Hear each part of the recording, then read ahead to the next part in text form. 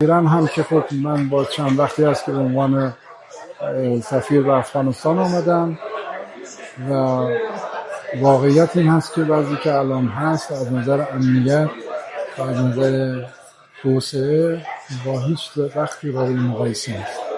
دلیلش هم چه هست؟ دلیلش این است که الان افغانستان روی پای خودش ایستاده.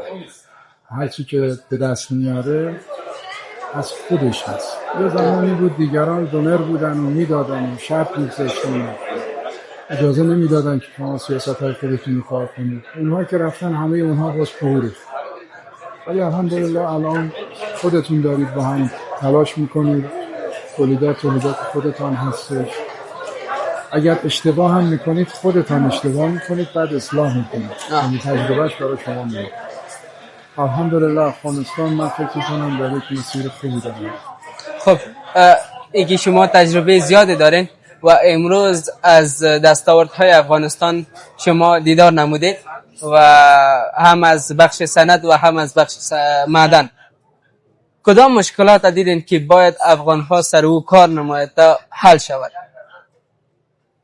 مهمترین فکر میکنم مشکلی که باید بهش توجه بشه این هستش که امروز هر گونه توسعه‌ای بر مبنای علم صورت میگیره و خوشبختانه مردم افغانستان مردم باهوشی هستند.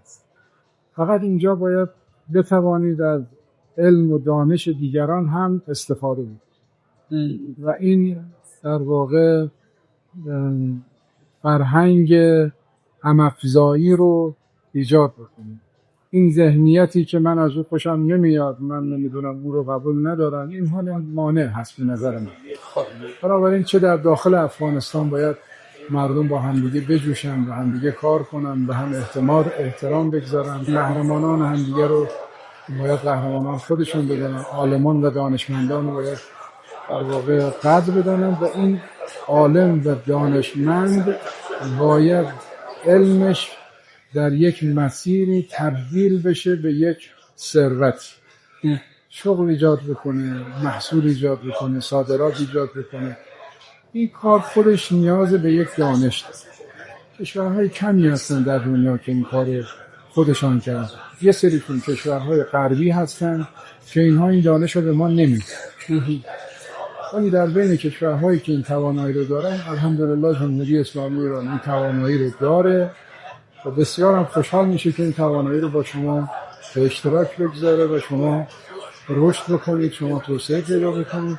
ما و شما از یک خانواده، از یک قوم پیش هستیم. پیشرفت شما و پیشرفت ما انشاءالله اسباب برکت برای هر دوی ما و برای جهان اسلام خواهد شد. حالا بخون یه شعر پشتو چرا نه؟ یک شعری است که د تیارو د زړه رڼا بشم کنه، د ړندو د لاس امسا بشم کنه، چې کړم پاکې د مظلوم د سترګو اوښکې، د زخمي زړونو دوا بشم کنه. ما ویل را بوړم رنګونه ګران هېواد ته، د دې ړنګ وطن ښکلا بشم کنه. د منزل په لورې ځم په مخ روان یم، تورو شپو ته سپین سبا بشم کنه.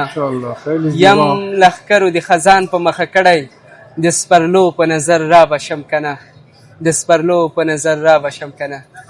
دیگه شما خواستین یک شعر پشتو بگویم؟ بسیار عالی بود. و امید است که خوش شما آمده باشه. خیلی عالی، دست شما در خوشحال.